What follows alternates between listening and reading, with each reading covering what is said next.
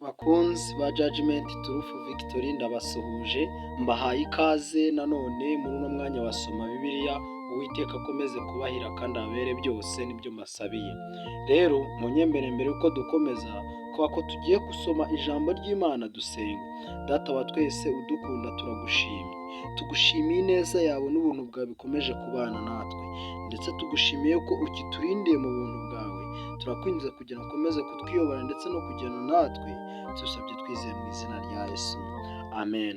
Rero abafite amaso ndetse n'amatwi ndabararikira kugira ngo tujye tubana kandi muzabikoreshe neza, kandi mufata na Bibiliya zanyu nk'uko nabibabwiye dukoreshe Bibiliya yera, Bibiliya ntagatifu, ndetse na Bibiliya y'icyongereza yitwa Holy Bible King James Version.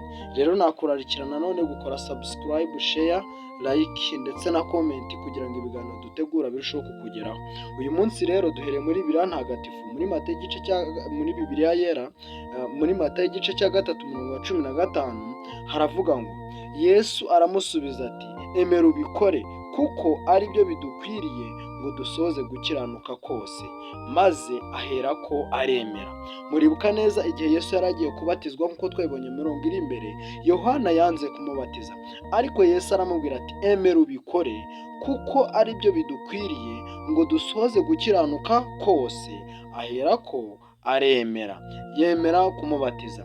Muri Bibiliya ntagatifu baratubwiye ngo muri Matayo igice cya 3:15, ariko Yesu aramusubiza ati, emera ubikore tubone kuzuza dutyo iby'Imana ishaka. Nuko aramwemerera. Bavandimwe, murumva yuko aya magambo yose rwose arasa. Ahangaha Yesu yaramubwiye ngo emera ubikore kugira ngo twuzuze dusohoze iby'Imana ishaka. Bavandimwe, none nagira ngo nkubaze, ese Yesu ajya kubatizwa yabatijwe umubatizo? Ese uyu mubatizo wari usobanuye iki? Uyu no mubatizo wari usobanuye gusoza gukiranuka kose. Rero bavandimwe wunteze amatwi, niba utarawubatizwa nagira ngo ujye nanone mu byanditswe byera, kubera yuko tuzasuzumirwa mu byanditswe. Uwiteka akugirire neza. Then the Holy Bible King James Version, Matthew chapter 3 verse 15. And Jesus answering said unto him, suffer it to be so now, for us it become for us to fulfill all righteousness. Then he suffered him. Rero bavandimwe, murumva abasobanukiwe ururimi rw'icyongereza, aya magambo namwe nayo dusomyemo hariya. Rero tugiye muri Bibiliya nanone mu gitabo cy'Itangiriro igice cya 3:14. Ahangaha ni mu isezerano rikuru, tugeze mu gice cya 3:14. Uwiteka Imana ibwira iyo nzoka iti, kuko ukoze ibyo uri ikivume kirengeje amatungo yose n'inyamaswa zo mu ishyamba zose, uzajya ugenda ukurura inda, uzajya urya umukungugu iminsi yose y'ubugingo bwawe. Ahangaha muribuka neza igihe Adamu yari amaze gucumura ndetse na Eva, icyaha kigenda kijya kuri umwe ku rundi, Imana ihana inzoka irayibwira ituri ikivume kirengeje amatungo yose yo mu ishyamba, cyangwa mu matungo yose yo mu ishyamba nk'uko nari mbivuze, uzajya ugenda ukurura inda, uzajya urya umukungugu iminsi yose y'ubugingo bwawe.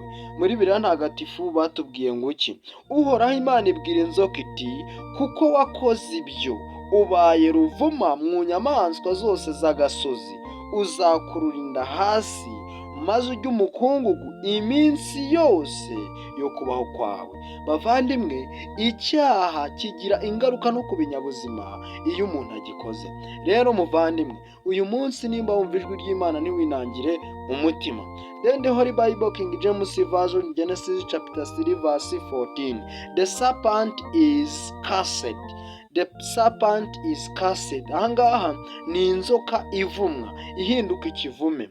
And the Lord God said unto the serpent, because thou hast done this, thou art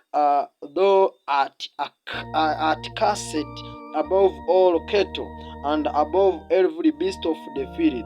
Upon thy belly shalt thou go, and dust shalt thou eat all the days of thy life.